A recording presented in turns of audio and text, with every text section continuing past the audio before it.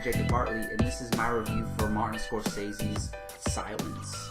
Now, I've been looking forward to this film for a couple of years now. It was actually supposed to come out in 2015, but they pushed it back, and it finally released this year, this past December, and went wide in January. And for those of you who don't know, it's a film about two Christian priests who travel to Japan, where they are all Buddhists, and Christianity, Catholicism is all banned there, and you basically get punished. Some people get killed because of their religious beliefs in Japan during this time in the 1600s, and it's about these two priests played by Adam Driver and Andrew Garfield who go to rescue to look for their father priest, played by Liam Neeson. So that's pretty much the concept of the film, directed by Martin Scorsese. Intriguing premise, and Scorsese is one of the best directors of all time, one of my favorite directors of all time, so I was very much looking forward to this because of the cast as well. And I'll say right off the bat, it's a great film. It's an absolutely beautifully told and brilliantly shot, great spectacle, everything.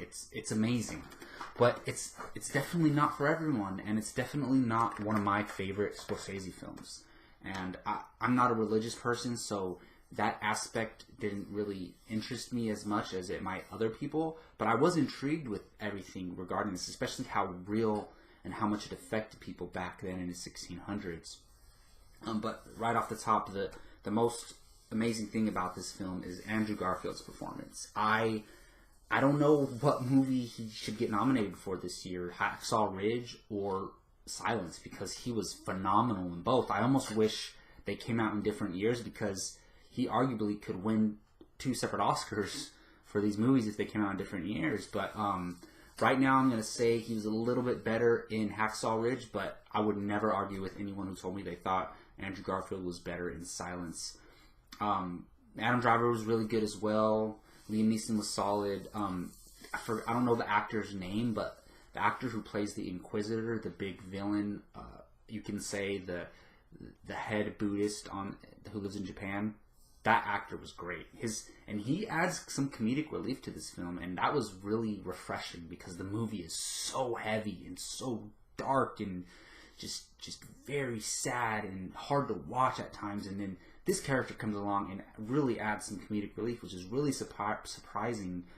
Considering the material that this movie's trying to cover, and to throw in a character like that was both kind of like brave, I guess you could say, but also very refreshing and relieving. And I know this is based on a book, so maybe the character in the book was like that as well, and Scorsese just adapted it really well, or maybe Scorsese decided to put his own spin on this character and maybe felt there was a need for some comedic relief in such a heavy source material.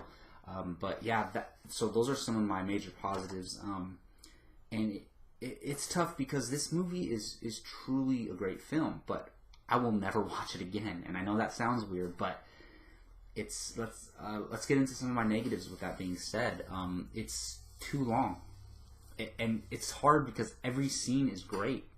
Mostly every scene is great, and I don't know what scenes you could have taken out, but it's just way too long.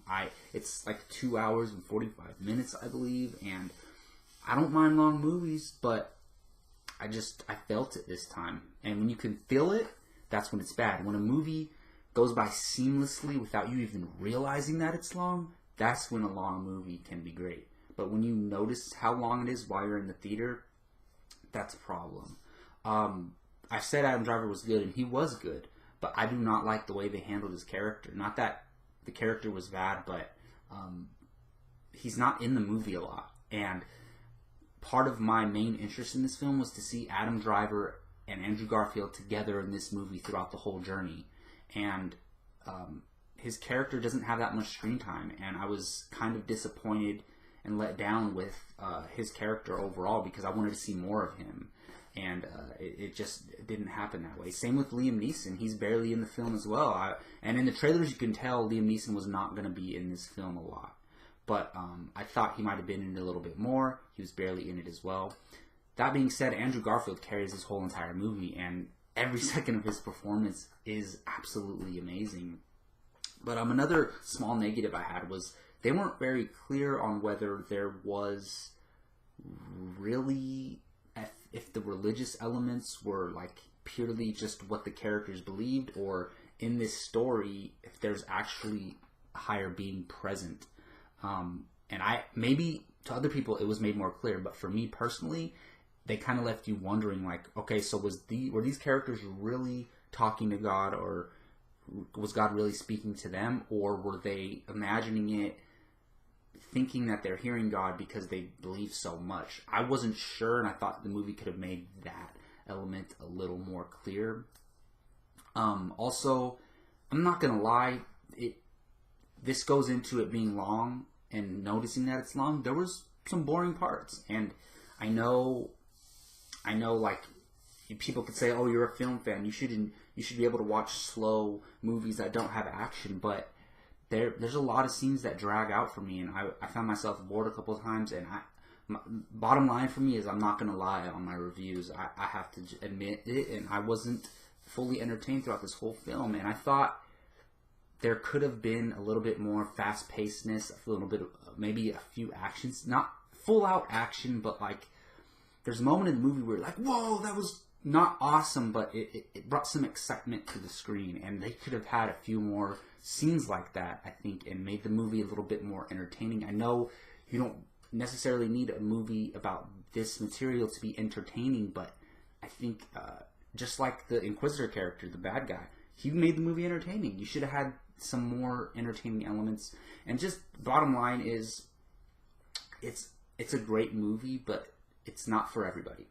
And I do not recommend it if you cannot handle a damn near 3-hour, pretty slow movie that's about religion. And me, myself, I'm a film fan, so I didn't mind it. I really liked the movie. I didn't like love it. No, wasn't even close to loving it. So just keep that in mind if you're considering seeing Silence. But if you appreciate great filmmaking and great storytelling, great acting, definitely see Silence. And with all of that considered, and even considering how long it was and my boredom at times, I'm going to give Silence a solid 8 out of 10. Thought it was a really good to great movie, and I think if you can handle the length and the material that it's trying to cover, then I think you'll really appreciate the film. Alright, well, thank you all for listening. I am Jacob Bartley for Apocalypse Movies. Please subscribe to our YouTube channel and hit that like button whether you're subscribed or not. We really, really do appreciate it, trying to build this YouTube channel up a little bit. So thank you so much again. I want to thank you all for listening. Until next time, take care.